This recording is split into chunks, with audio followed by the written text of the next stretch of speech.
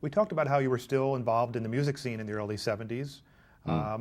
What were some of the music acts you worked with, and were there favorites and not so favorites? Well, let's go back a few years. In 1965, the Stones decided to tour, and I bought them because if you're successful as a concert promoter in a city, chances are the other acts will come to you. It's almost territorial.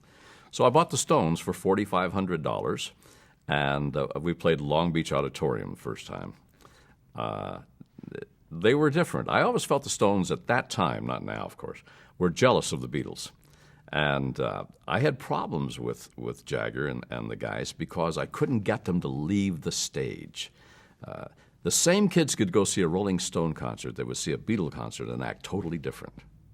And I'll never forget, Jagger was out there, and at that time the whole English thing was you threw jelly beans at the act to show your support. So Jagger's on stage, and the Stones' music was wonderful. But a little girl takes her boot off from up in the balcony and lops it down in front of Jagger. And for the entire concert, he knew she had one more. And so he kept watching, and sure enough, last song, bam, it hit in front of him. But they were difficult. Stones were difficult. Even back then. Yeah, they were difficult. They were different than the Beatles, and I did them for 2 years. The first year I paid them $4,500. Second year I paid them $20,000, Long Beach Arena. And but they were difficult. It's I had a Dave Clark 5. This is the whole English migration. We played the Dave Clark 5, and I told him, I said, now when you get done, you gotta head right out there. I've got a limo with a motorcycle officer waiting to take you. So he was very good about it. And, the biggest problem with the concert back in the 60s and 70s was security. The kids went crazy over the acts. So Dave gets off, runs out, gets in the limo, motorcycle goes, and it wouldn't start, right? Now I got 5,000 kids out there, and we're peeling them off and everything. So I finally tapped the limo, and he heads up the hill in Long Beach and go right up into a neighborhood. There's still one girl hanging on the top. So they get up into the neighborhood, this girl screaming and yelling in the whole 9 yards. And the bodyguard gets out of the limo and reaches up to pull the girl off the limo. There's a guy walking his dog coming down. He thinks the guy is attacking the girl. He taps the guard on the shoulder and cold cocks him, pap, knocks him out. And I'm screaming, no, don't. So now I got a screaming girl. I got a bodyguard on the ground that's knocked out. And I went, oh, my God, what am I doing? Bob Dylan, 1965, Hollywood Bowl. This is right after the Beatles left. Dylan had a hit record go like a Rolling Stone. He was easy to work with. He came in a little sports car with a very good-looking girl. And while he was on stage, they kept singing. The kids kept yelling, "Sing like a Rolling Stone!" Like he's, oh man, I didn't bring a G harmonic, and about 12 of them hit the stage. Boom, boom, boom. Picks up one of them and sings. But what was interesting is the first time I'd ever seen hippies. First time and when he went out there, and he played the first half of the show acoustically. The second half of the show, he goes out and he picks up the electric guitar. Half of the 13,000 people walked out. That they didn't want to be electric. They didn't want to be cool. So I enjoyed. Dylan was fine. There was a kid who walked up to me backstage and he said, "I want to see Dylan." I said, "Well, you can't see Dylan, man." He said, "Oh, I want to see Dylan." I said, "Now, why do you want to see that?" He said, "Well, I stole his jacket from him in Seattle last week, and I want to give it back to him." I said, "Oh, boy." So I go to Albert Grossman, Dylan's manager, who also had Peter, Paul, and Mary. And I said, "There's a guy out here that wants to see Dylan. He stole his jacket." Oh, my God, they brought the kid back, and they made him a hero. I mean, patting him on the back. "Oh, man, thank you for bringing the jacket." I mean, geez, what kind of a world am I in, for crying out loud. So acts that I've enjoyed, people like Gordon Lightfoot, wonderful. Beatles' first 2 years, wonderful. Dylan was fine. Pains, I did an Elton John concert in Las Vegas. And right before the concert starts, this guy comes out of the dressing room. He says, Elton will come out of the dressing room if he can see policemen in uniforms. He goes, "Elton hates cops." I said, "Well, I'll tell you what. Why don't you go over there and tell that officer over there, Las Vegas policeman, man, they were rednecks anyway. You go over and tell him that, okay?" And so I look over there, and there's Elton, and Billie Jean King was with him in the entourage, and they were waving their arms and screaming and yelling. And I said, "And by the way, I will go out and tell the 8,000 kids out there why you won't go on the stage." So he went on the stage. But when he came off the stage, I had 5 Las Vegas policemen in uniform waiting for him at the bottom of the steps. So Elton was tough. Barry Manilow was tough, really tough. Barry Manilow. Yeah, I did a concert with Manilow in Anaheim, and 316 kids could watch the act walk from backstage to the stage. And we had to remove all 316 kids so they couldn't see him walk 10 seconds up on the stage. He was tough. This was his instruction. Yep. Yeah, he was tough. Life's too short to deal with people like that. And I just don't want to do that anymore. Any other toughies come to mind? Well, we had a fist fight with a band called Yes on the tarmac in Las Vegas because we couldn't get the limo. The policeman wouldn't let us get the limo out on the tarmac, and these guys got mad, and so we had a pushing and shoving match out there. I remember there was an act called Donovan, and Donovan's father wore a caftan. And, this is back in that English, we had 9,000 kids in Anaheim. And he comes up to me and he says, "Donovan wants you to turn the air conditioner off. It's bothering him." I said, "You gotta be kidding me. You can't hear that. He can't hear that." And I said, "I'm not gonna turn the air conditioner off." "Well, he won't go on then." I said, "I'll bet you he does." And he did. Did you talk to him directly? No, talked to his dad in the caftan. There's some people in this business that I don't know where it's coming from. I have a young son named Corey who's probably the number 1 stunt guy in the world. He really is. But he's also a very good director. And he was the second unit director on The Wedding Planner, the Jennifer Lopez movie. And the stuntman's call sheet on the top said, "You are not to make eye contact with Jennifer Lopez." Now, who has the right to tell us who we can look at? I just think that's way beyond where we're supposed to go. In fact, the backstage crew at the Hilton Hotel in Vegas were told that when Manilow walks on the stage, they had to turn their back. Those are the things, folks, that are just not right. Those are just not right. And I'm sure those people are good people. I'm sure Manilow's a nice person, and I'm sure that Jennifer Lopez is a nice person, and she doesn't want to be stared at and all of that. I can appreciate that. But we can't tell each other what we can do. I'm some of the TV guide said I was a rascal, and I guess I am. I was doing Card Sharks over at CBS, and I shared the dressing room with Bob Barker. When Barker was doing Price is Right, I was gone, and when I was doing Card Sharks, he was gone, so we had the same dressing room. Up on the wall is a big carved-out wooden sign, very elaborate, that says WGMC. And being the rascal I am, as I walked out one day, I took the sign off and I put it under the couch. I'm out at the ranch. We're roping. I get an emergency phone call from Jonathan Goodson. "Where's Barker's sign?" I said, "What sign?" "You know what sign. Where's Barker's sign?" "He won't go on until he gets the sign." "What sign?" He said, "Don't mess with me, Bob. I need to know." I said, "Oh, for God's sakes, it's under the couch, okay." I said, "What the heck does WGMC mean?" He says, "World's Greatest MC." I said, "Oh, okay." Interesting. I took the star off Alan Ludden's dressing room one time, and he wouldn't go on until they found it. Sorry, folks. A rascal. I'm a rascal. I imagine technically the music industry back in the day in terms of concerts, it was a different world. The sound systems were probably much more primitive than we know them to be today. Well, for sure. Beatles, first year, 64, 65, we had to use the house sound system at the Hollywood Bowl. And I believe, I don't know if this is true or not now, but I believe they still have to use that system because of the neighbors. The neighbors complained about it. But, you can, my God, you can pay an act a huge amount of money, but the writer, the addendum to the contract, goes on and on and on and on. And I had some, funny things like when the Rolling Stones came over, they wanted M&Ms in their dressing room, and all the brown ones had to be removed. I mean, it's that kind of junk that takes place. The Doobie Brothers, if there were any little people in the audience, wanted them backstage with them. You also had to bring in special cookies from New York for the Doobie Brothers. Fleetwood Mac, all 4 of them had a diet, a special diet. I mean, it's just crazy. It's just, they had too much time on their hands. How did that compare with the country music artists you came to work Oh, with? and the country guys, if you gave the country guys food in the dressing room, they thought, man, this is it. That's cool. That's cool. That's why I went to country music, because the country guys were not into the drugs. They drank, but they were not into the drugs and all of that. And so it was refreshing.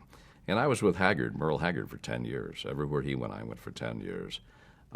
He's a genius, absolute genius. And before I die, I want to produce his movie, and I hope I do, because here's a man that was born in a boxcar in Bakersfield, California. He escaped from 13 institutions by the time he was 18. He spent 2 years and 9 months in San Quentin. He lived in every hobo jungle in the country, and in 1967 became Entertainer of the Year. It makes Johnny Cash's story look like Mary Poppins. It really does. And you have a script? I have a script, but more importantly, I don't. You know, you can go out and do someone's story, but Hag's still alive, and I wouldn't do that. I wouldn't do that to him. I want him involved in it. You know, we'll see what happens. What about Barbara Mandrell, Dolly Parton? Barbara Mandrell, I managed Barbara and Dolly at the same time, and that was not difficult to do because they were so totally different. Dolly was a writer. She was a performer, but she was a writer.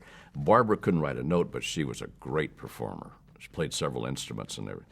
And so, you know, I took their careers and I tried to move them forward. I had a problem, though. Dolly came to me, and see, the guys in Nashville, it's a good old boy society there, and they didn't want these Hollywood guys coming out.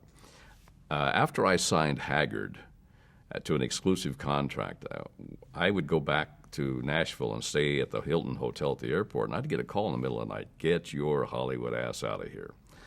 They didn't want me around. So I went to Porter Wagner. Porter Wagner had a television show, and he had this little girl named Dolly Parton. He was paying her $500 a week on his show. So I went to Porter, and his agent was a fellow named Tandy Rice, a Southern gentleman. And I said, I'd like to buy some Porter dates. He said, well, Bob, how many dates would you like to have? You know, Porter's schedule is very, very heavy. I said, I'd like to buy 100 dates. He says, we can arrange that right away. So I bought 100 dates on Porter Wagner, $3,500 flat, which included Dolly Parton. And here again, that Hollywood guy came to Nashville and was raiding, you know. So on the second date that I did with Porter Wagner, the only time I could talk to Dolly was when Porter was on the stage. Okay, so it would be Porter, then Dolly, and then the two of them would go on together. And so the second date, Porter's on stage, and Dolly comes into the dressing room. She says, I'm going to leave Porter. I said, what? You know, I just $350,000 down the tube. She says, yeah, I'm going to leave Porter, and I would like for you to manage me. I thought, oh, my God. Didn't know what to do. But she left Porter, and I did start managing her, and I thought I did a pretty good job. But the boys in Nashville really came down on her about having a West Coast manager. And so she said, I just can't handle it anymore. I said, okay. So about a year later, I get a call from her, and we meet at the Hilton Hotel, the Beverly Hilton Hotel. And she said, I would like for you to manage me again. And I said, oh, boy. So I said, Dolly, I'm not sure. You know, I need to talk to my wife about that. And I went home and we talked about it and realized that it wasn't a good idea. It wasn't a good idea. So I came back the next day and I said, no. I said, but if I were you, I would go to Catskill and Cleary. And so I sent them to Sandy Gallen.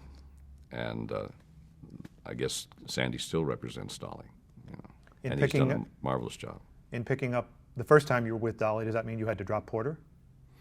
Well, Porter was mad at me, yeah, and without Dolly, Porter wasn't worth much to me because you know, he did have the television show, but Dolly was the combination. It's an interesting thing about country music. Back in those days, females did not do well in concert. Loretta Lynn did not do well without Conway Twitty, and Tammy Wynette did not do well without George Jones. It was difficult to sell a female act back then, certainly not now, good God, but it was then, and so what I did with Dolly is I put her on the Haggard tour, you know, and she was making more money there than she'd made in her life, you know, on the Merle Haggard tour. Yeah, I lost Porter, and Porter was very mad at me, but we We kissed and made up several years later. I was doing a show called Primetime Country out of Nashville, and he came on the show, and we just laughed about it. And this initial animosity towards you, these phone calls, they were anonymous? Yeah, but I knew where they were coming from. You see, the country music guys, they were used to taking 10 acts and putting them on a show at a high school auditorium, paying them 30 cents, not having any food, not having any. I came into country music. I gave the acts limos. I had food backstage. Heck, I thought you're supposed to do that. I had to do that in rock and roll. So I really changed the way country music promoters had to work with acts, and it made them mad. When and why did you decide to give up managing and promoting musicians? In 1982, I got off an airplane in Beaumont, Texas. I was going to a Haggard date, and I was driving between the airport and the facility, and I started thinking, you jerk, you haven't watched your children grow up. You're out here on this road. You would leave town on Thursday, come back on Monday. The most important people in the world are home, and you're out here, dealing with these acts. And so I went to Haggard, and I said, Merle, I want a divorce. I can't do it anymore. He said, I don't blame you, man. I don't blame you. He said, but, I've got to work. He owed the government some money, and so he had to work, and he loved to work. And I said, well, I can't do it anymore. And that was the last date, Beaumont, Texas, 1982, I ever produced. Do you miss it? No. There is no concert business today. It's different. Two companies, Live Nation and AEG, own the world. Not only do they own the acts, but they own the buildings, they own everything, and they do a marvelous job, by the way. And if you and I wanted to go in the concert business, and I had a friend whose son wanted to go in the concert business, I said, let me tell you how it is, man. If you can buy the act, the big guys don't want him, so you don't want him either. And so there's no room in the concert business. I think that you're going to see, because of technology, things change. I believe you'll see nightclubs around the country, and you'll take an act into a studio, and in real time, that act will appear at that nightclub on video. I believe that's where it's going. I noticed that there's some 3D. Kenny Chesney did a 3D thing in theaters, So I think that there is no more concert business as we knew it. Let's switch gears, talk about your relationship with Charlie O'Donnell. Oh, Charlie. Charlie's a good guy, boy. Charlie came out here from Philadelphia. He was Dick Clark's announcer. Went to work at KRLA. Charlie and I have kind of been entwined. I remember I sold him a horse one time for his daughter. And I don't see Charlie often now, but God bless him, he's had a wonderful career with Wheel of Fortune, and that show will go on for a long time. If you walk into a network today with Wheel of Fortune and Jeopardy, they wouldn't even look at you. Why? Because it skews too old. The audience is too old. Now, television better wise up, because by the year 2025, there will be twice as many people over the age of 50 as they are today. Not only that, those people will control 80% of the spendable income. So these programmers that are programming to these little pimply-faced kids are really making a serious mistake, because as we live longer, as we exercise more, and our spending habits change, you're going to find that there's going to be more, and births are down. You're going to find that the elderly are going to have much more influence at some time. They seem not to be aware of that. They don't get it. They don't get it. And I don't know what it is. And do I sound like my parents were? All that music sounds alike, But they don't get where the audience is. When did you win your first Emmy? What do you remember about that? Well, that was a big deal for me, man. I'm not sure what year it was, but it was for the Rose Parade. The only Emmys I've ever won. I never won an Emmy for game shows. But the only Emmys I've ever won were for the Rose Parade. And what happened with the Rose Parade, Dick Enberg was doing the Rose Parade for Channel 5, and he signed an agreement with NBC to do sports over there, so he had to become exclusive over there. So I walked into this guy's office there at KTLA, and I said, I'd like to do your Rose Parade. He said, I never thought of you. I said, well, I'd like to try it.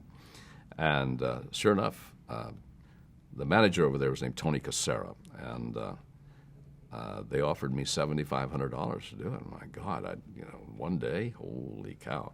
So we did it, and to KTLA's credit, they treat the parade differently. They don't use it as a promo for other shows like NBC and CBS did and ABC.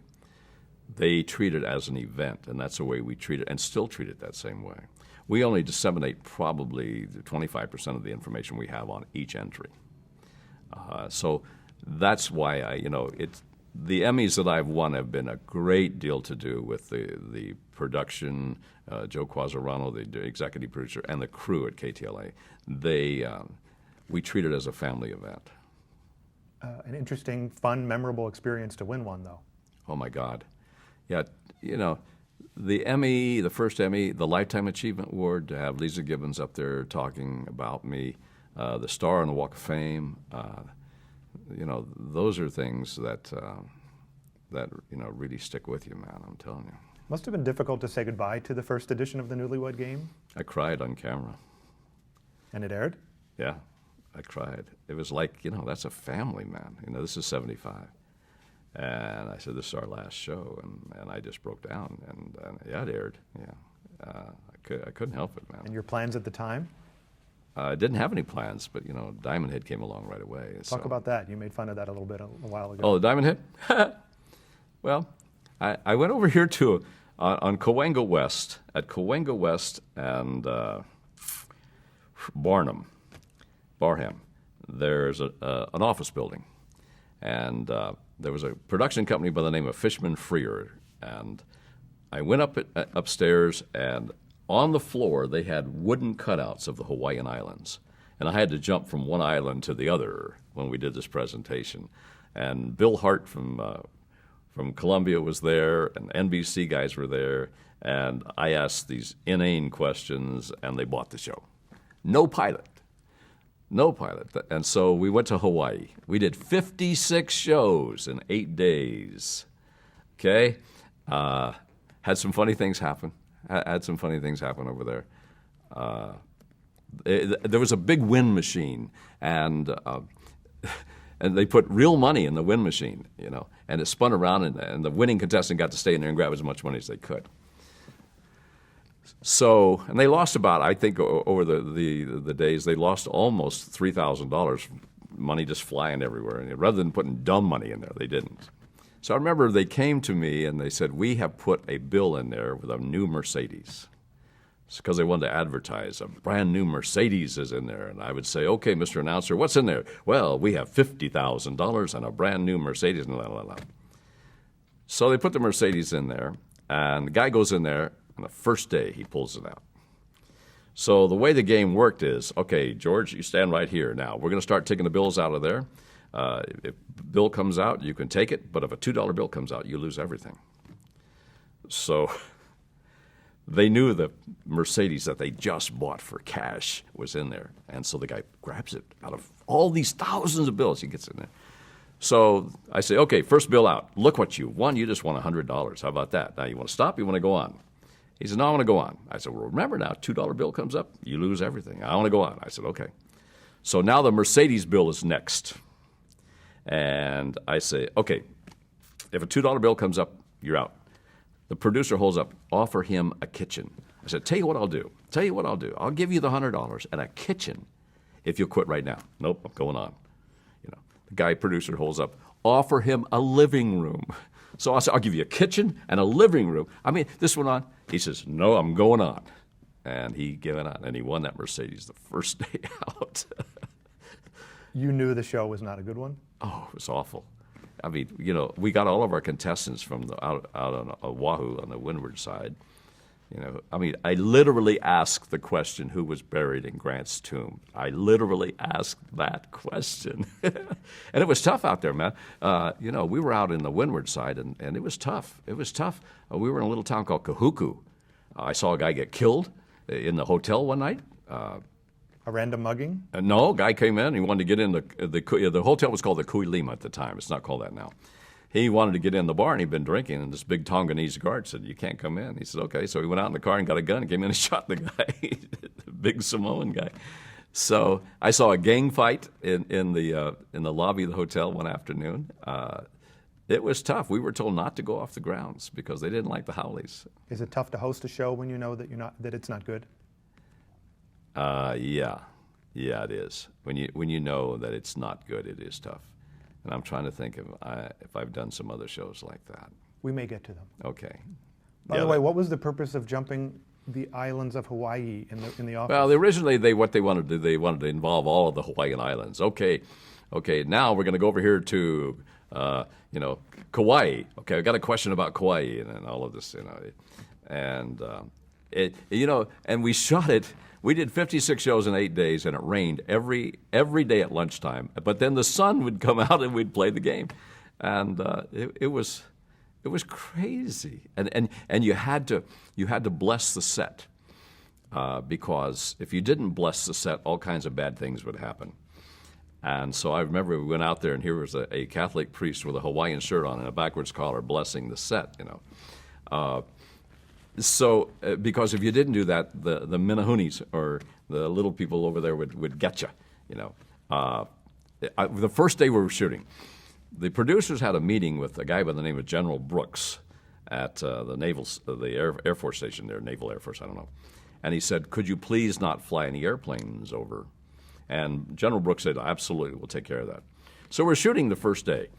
And all of a sudden, chung, chung, chung, chung, chung, chung, chung, chung, chung, chung, here comes a helicopter, chung, chung, chung, chung, chung, chung, chung. And I see the producer, Ed Fishman, running to the phone, and he's screaming and yelling and screaming and yelling, and chung, chung, chung, chung, chung, chung, chung, chung, chung. They got to the general. It was funny. And the producer was going with the model on the show.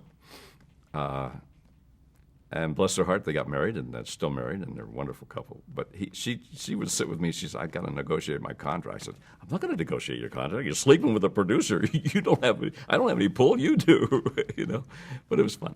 You went on to do. We'll talk briefly about Rhyme and Reason, another show you did. What was that? Rhyme and Reason was produced by a fellow by the name of Bill Nod, and unusual fellow, good guy, unusual fellow. But he was into this metaphysical thing. If the audience wasn't good, he said, "I'll take care of it. I'll go out," and he would go out and meditate and try to make the audience good the next time. It was a funny show. Mark Goodson hated Rhyme and Reason. Why? Because he thought it was too much like Match Game, where the contestants had to match. I would ask the celebrity a phrase, and they had to complete the phrase, and then the contestant had to write down how they would complete the phrase. It was just like Match Game, and Goodson hated it. And I heard, and God, I don't know if I should say this or not, but I heard that Goodson said to ABC, "If you don't cancel Rhyme and Reason, you won't get Family Feud." And I don't know if that's true or not. I really don't know. So, but that's a wonderful little showbiz story, I think. Was it a coincidence that it reminded him of Match Game? Or No, because it was kind of like Match Game, only with a rhyme. The whole idea was the contestant had to predict what the celebrity was going to say, and so it was very very much like it, And it was a fun show. Had a good time. You ended up going back to Newlywed Game in syndication. I did. How did that happen? They decided in '76 to take Newlywed. At that time, Family Feud was the only show, what they call strip, otherwise on 5 nights a week, and was doing really really well. So they decided to take Newlywed Game and do the same thing, put it out into syndication. And they came to me and said, let's do it again. I said, rock and roll, let's go. No reservations? None whatsoever, my God. So, and at that time, Barris tried to push the envelope. He told the producer, Mike Metzger, to push the envelope a little bit. And so I had an internal fight about questions and things like that. I just wouldn't let him push the envelope too much. But we would do crazy things like we'd have little people on the show, and just had some nutty contestants. They were just a little bit off the wall contestants, but we did real well, and the show just took off, and was a huge hit in syndication. And it was on from '76 to '81, I believe, and then they brought it back in '85 to '89, and then brought it back in 96 to 98. And in 96, when it came back, Sony hired another guy to do the show, whose name I forget. And it was like somebody beating my mother. But to their credit, after 1 year, they came to me and they said, "We think we have screwed up, and would you come back and do it?" I said, "Sure." So what the heck? So we were on then from 96 to 98. The fun thing is that in the last a couple of years ago, I did a newlywed game for them. So at that time, I became the only host to ever do the same format for 5 decades. 60s, 70s, 80s, 90s, and then 2000. To do the same format. Now, Barker, you think Barker's been on Price is Right, but he only did it for 4 decades. And so I think I'm the only host to ever do the same format, original programming, for 5 decades. When it returned in syndication and got a little more risque, you had some input in that. Yeah, and I did, but I felt a little more comfortable about it. Here again, times were moving on. Television was changing a bit, and so I still think that what we did was still pretty benign, but we did push the envelope a little bit more. In what ways other than There's some questions, and more sexual? Yeah, a little bit. But here again, we kept the teddy on the girl, man. And did it have much of an effect on the show? Where people were? I don't think so. There's some interesting things happen. We wanted to use a mixed racially couple on the show, and we were threatened by some southern stations that if we did that, they would cancel. But as time went on, I saw society get better. I think if you watch the Newlywed Game, it was a microcosm of our society. You could tell about how our vocabularies are getting better, how marriage is better, how our education is better. There are a whole lot of things I think you could watch. And even though it was a piece of fluff, and it was, there were still some things that you could watch and see about us today. At one point, the syndicated version lost some sponsorship from Ford Motors and from Procter & Gamble. Procter & Gamble, Ford Motor Company, they wouldn't buy time on our show because we were too dirty. I mean, have they seen Deadwood? Good gosh. At the time, though, it probably was considered. At the time. And interestingly, Gene Autry's first wife, the show aired on Channel 5, and his first wife hated the show, just hated the show. But she did not have that much power. Did that have any effect on you as a host? No, that there was because finally... I was still living up to what I felt inside of me. I became a rascal. There's no doubt about it. I became a rascal, and they would say things that I would go, "Oh my God," and I encouraged them to say them. But, it's verbal manipulation. If you ask a lady, and here they are, you got four couples up there who are scared. And if you say to a lady, "Now look," or a man, "Now look, I want you to picture yourself in your kitchen, okay? Now this is in your kitchen, not theirs. This is in your kitchen. The coffee's on, it's a warm summer morning. In your kitchen, which direction does the sun come up?" You see, I get 3 or 4 different answers because I verbally manipulated them. In their kitchen, not theirs, sun's on your back, da-da-da-da. And I can get them to say east and south and north. But then after I leave it to the next girl, I hear them go, "Oh, no, look what I just did." But that's what I learned to do. When it ended first run syndication, was that your decision? Was it a sponsorship decision, ratings? I quit the show one time at 81. In 81, I quit the show because we were producing our own show, and we had a show that we were going to get on. We were going to get on the air, and I can't remember what show it was. And I couldn't do both, so I quit the show, and they hired Paul Rodriguez to do the show. Here again, comedian, and here again, no criticism, don't listen, and so it didn't work. And then you took the Newlywed Game to America. You took it to malls across America. Yeah, I did. Whose idea was that? That was mine. And I take that back. That's not fair. I got a call from a lady in Philadelphia, a lady by the name of Charlene Trishon. She said, "We would like, I represent a couple of malls. We would like to bring the Newlywed Game out." I said, "Lady, this won't work." She says, "Well, let's try it." I said, "Okay." So we went to Allentown and to, we're 3 Mile, Highland was. What town is Harrisburg. that? Harrisburg. So she booked us into Harrisburg and Allentown. Did like 4,000 people. And, here they showed up and had fun. And I said, holy moly, Andy, here we go.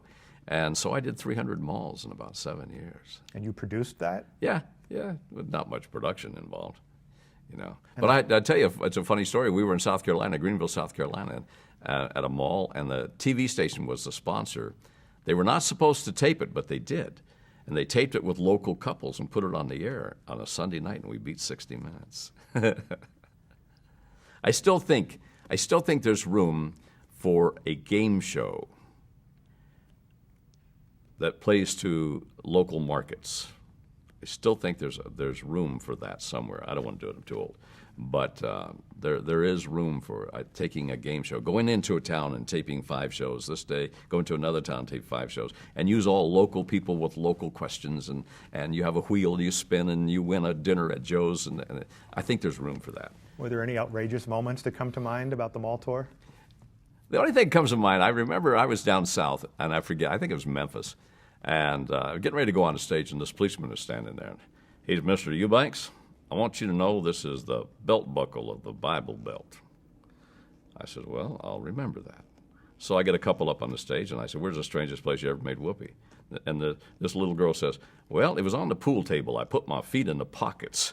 And I turned to this cop, and I said, that's belt buckle of the Bible Belt. You're right. And that lasted about 380. Yeah, it lasted a long time, man. A long time. And today I'm speaking to corporate America. See, I believe that in this business, that you have to, I have contemporaries that sit home and get angry because the phone doesn't ring. You just have to keep reinventing yourself in this business, and that's what I've tried to do. You have to take what your strengths are and put them somewhere else. We produced television for quite a while. I did the Tony Tennille show, the Buddy Hackett show. We did a show for NBC called All-Star Secrets, and we had a production company. I'm now going to go into the motion picture business.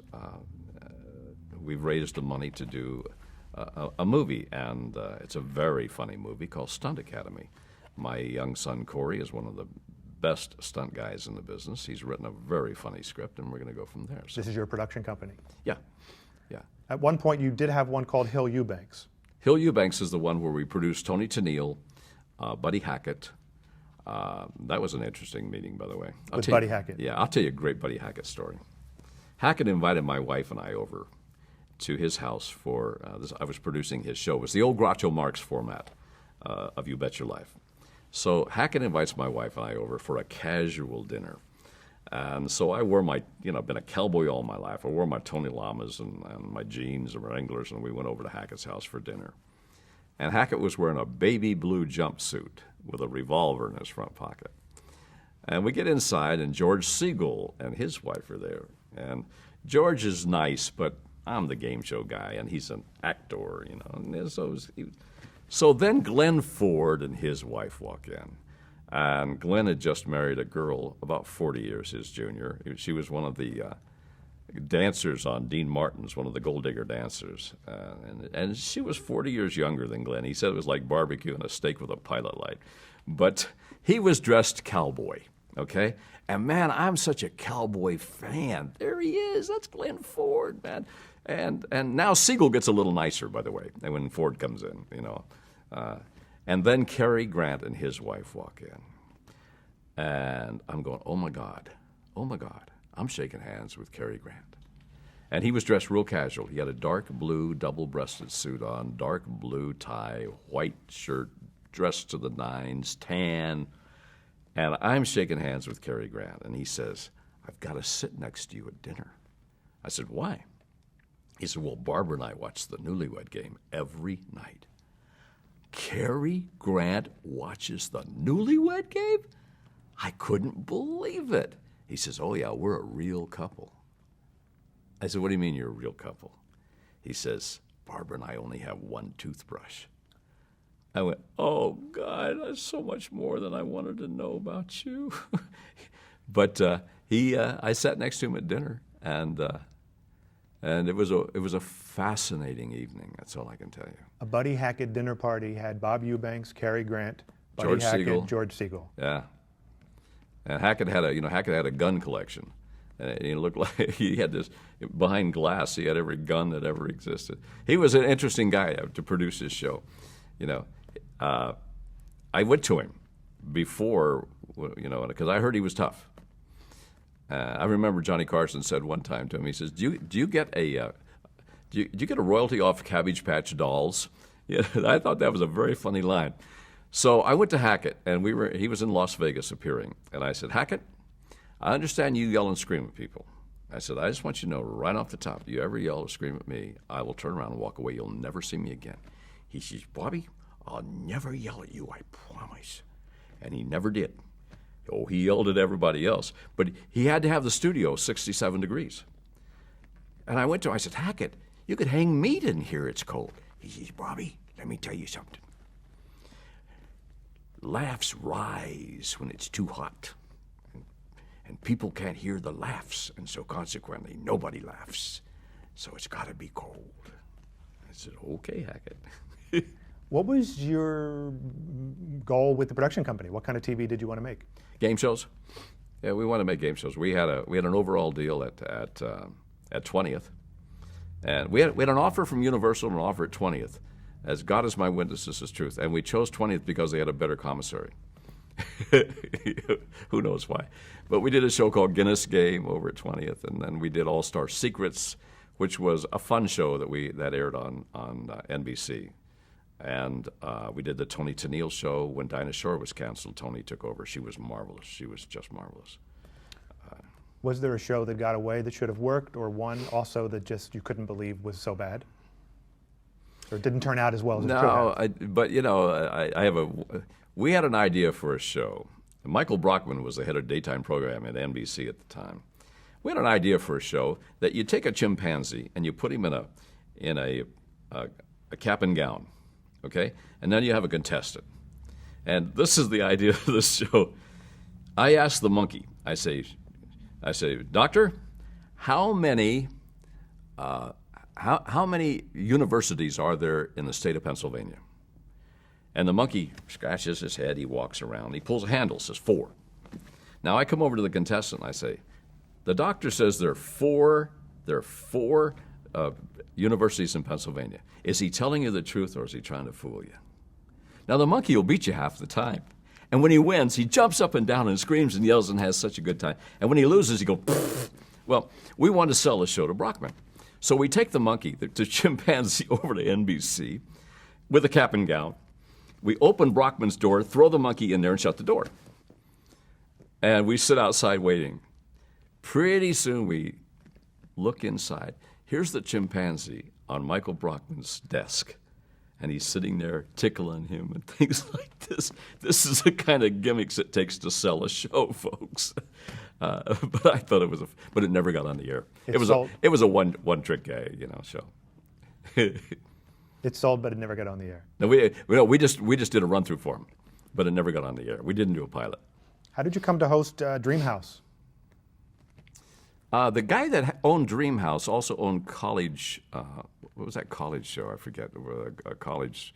The colleges competed. It was a show on for a long, long time.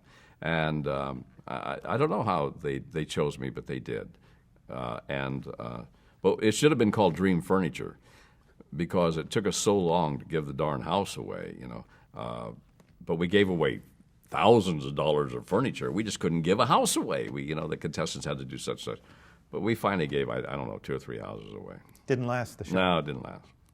But it was a cool thing to give a house to a couple. We just couldn't give enough of them away.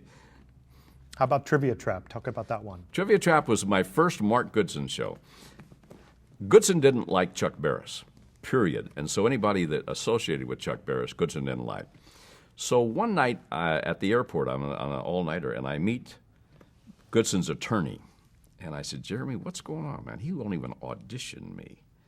And he says, "I will take care of that." So Trivia Trap comes in. I go in and do an audition. And by the way, I am so bad at auditions. But nevertheless, he hires me to do Trivia Trap. And Trivia Pursuit was a big game at the time. Mark, and he later admitted he made a serious mistake. We tried to get him to change the format because The format was,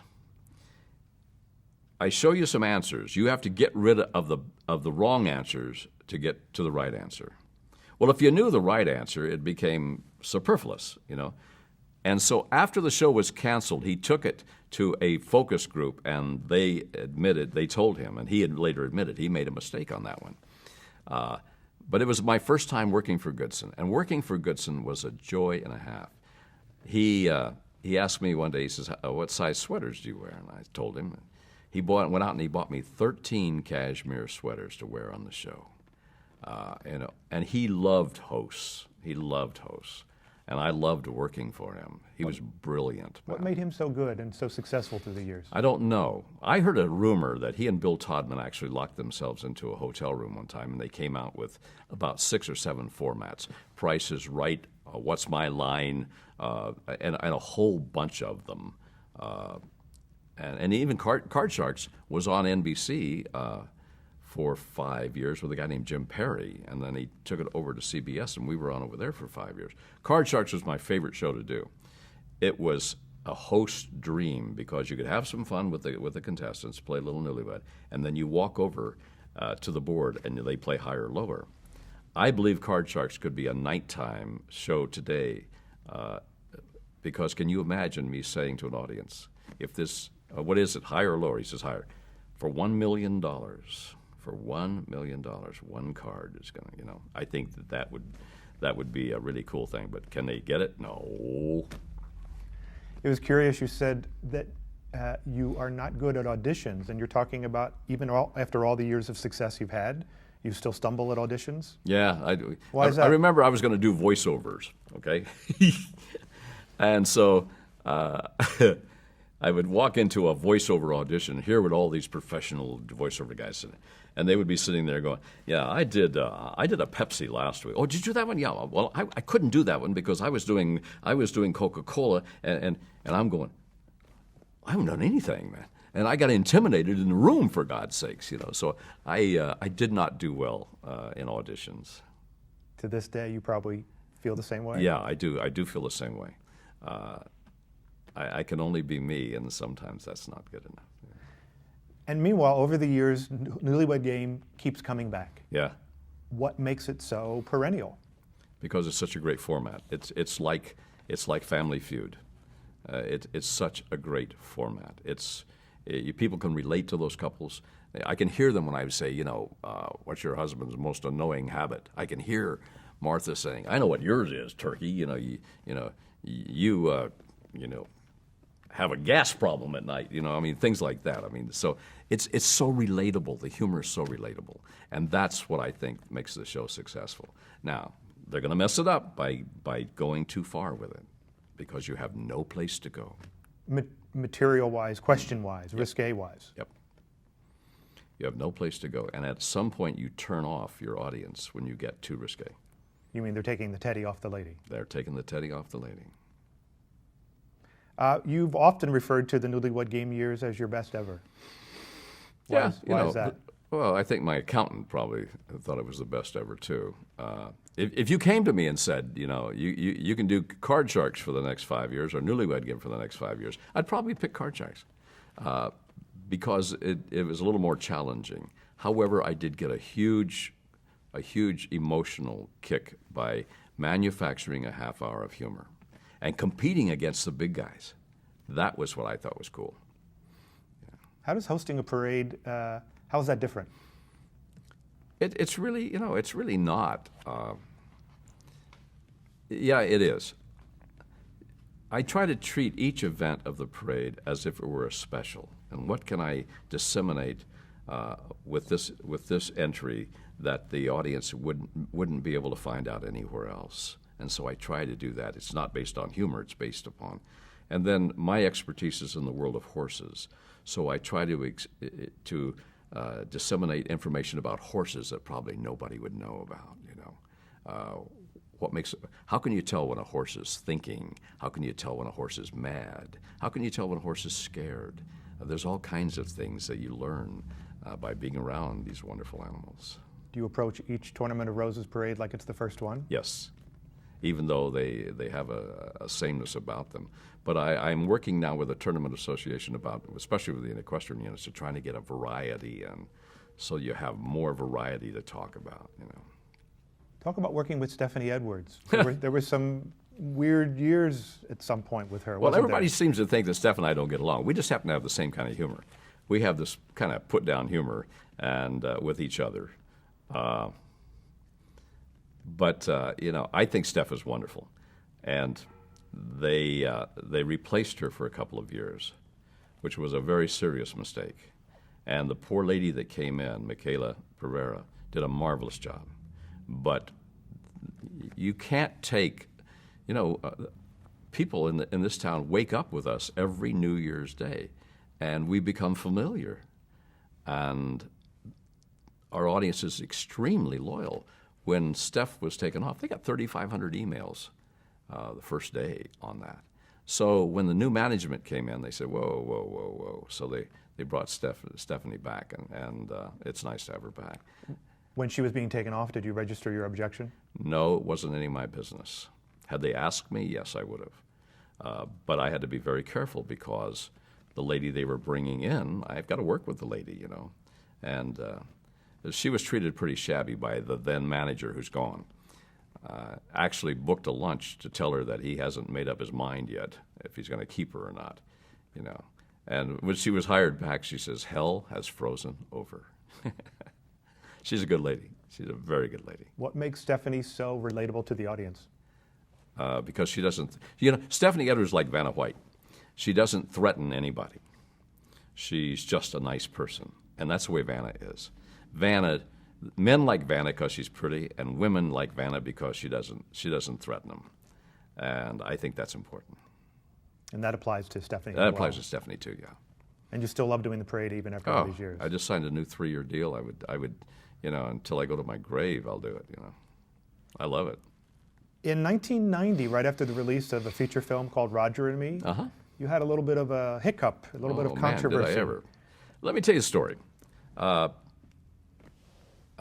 We were taking the Newlywed Game to fairs and malls and things, and so I got on an airplane in Philadelphia with my friend Charlene Trishon, and Charlene was Jewish, and I always kidded her. She would give me Jewish American princess jokes, and we always kidded about them, And so we got on this plane, and Charlene told me this joke, and the guy next to me told me another joke.